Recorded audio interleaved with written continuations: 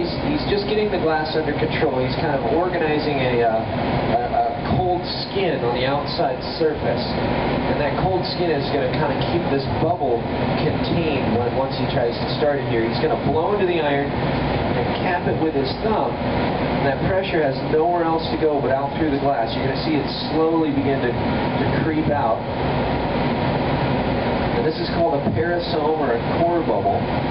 Now anything we make up here, whether it's a plate, a pitcher, a bowl, a vase, they all start out just like this.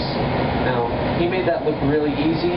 That would take somebody probably a month or more blowing glass every day just to be able to make a nice even bubble like that. Probably even take longer than that. They say it takes about 6 years to become proficient in glass making. This is the most critical part of making a blown vessel. Is starting this bubble. You want to basically create a perfect bubble, one that's even all the way around.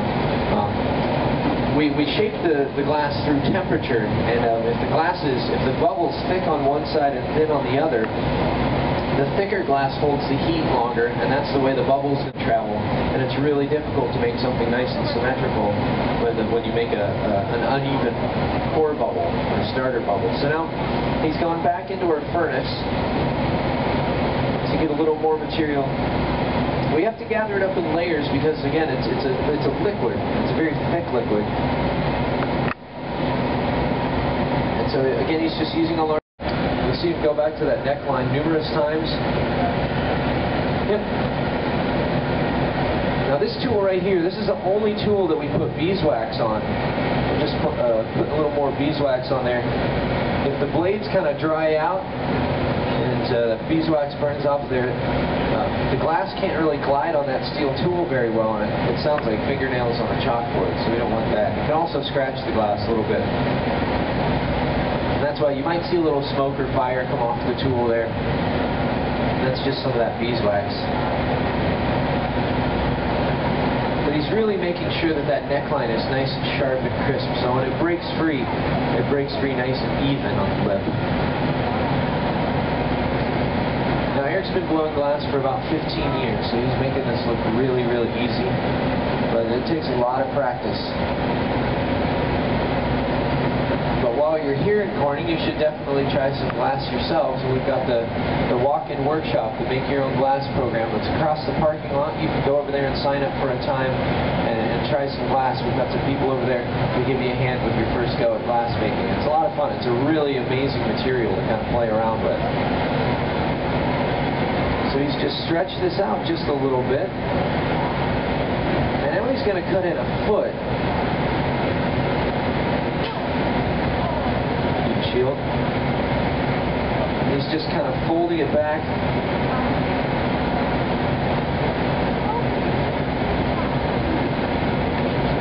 Board on there.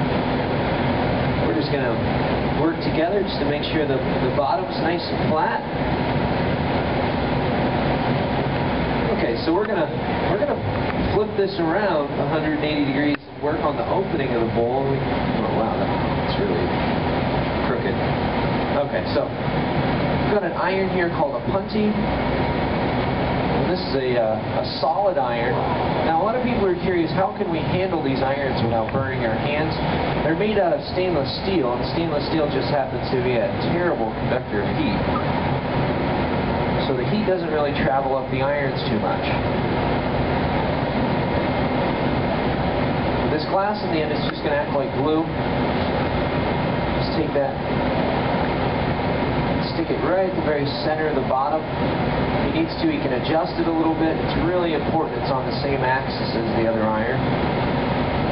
Because again, we're working in symmetry. And if this is off center, it's really difficult to make something nice and round. So now he's just scoring that neckline with a little water and a diamond saw blade and a small vibration. And this will just break right free. There we go. So this is held on the iron at an attachment point that's probably about the diameter of your thumb. It's not very big at all, but it's enough to support the whole piece.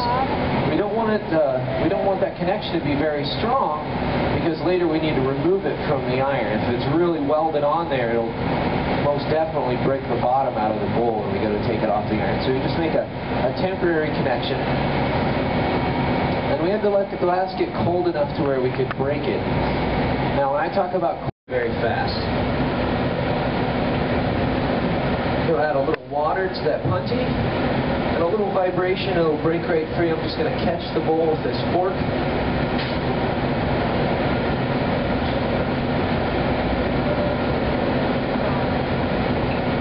And there we go. Is that a nice air cake, everybody?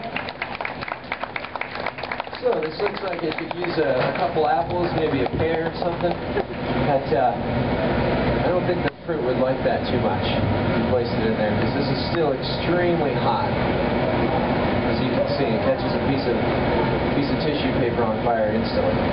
So normally what we would do is as soon as you remove it from the iron, right away you just tuck it in this black box right here called an annealing oven. It'll spend about 10 hours in that oven cooling down to room temperature. It'll take the stress out of the glass. If you don't do that, it'll break. If we were to just set it on the table in about 2 to 5 minutes, it'd probably self-destruct and crack and break. But unfortunately, we do a lot of shows throughout the day, and we can't keep everything that we make. And this clear glass is totally recyclable, and we're going to recycle this. So, I know it's sad. It's a beautiful bowl. We'd love to give it away, but yeah, I don't know if we'll ever make something so beautiful again in such short time. So I'm going to drop this into a bucket of water. As soon as it hits the water, it'll begin to just break down into thousands of little pieces called clean cullet. And later tonight, we'll shovel it right back into the furnace and reuse it again. It's actually essential to recycle glass. The recycled cullet has a lower melting temperature than the raw materials that we use to make the glass. So it actually helps in the glass making process. Glass makers have been recycling glass for a very, very long time.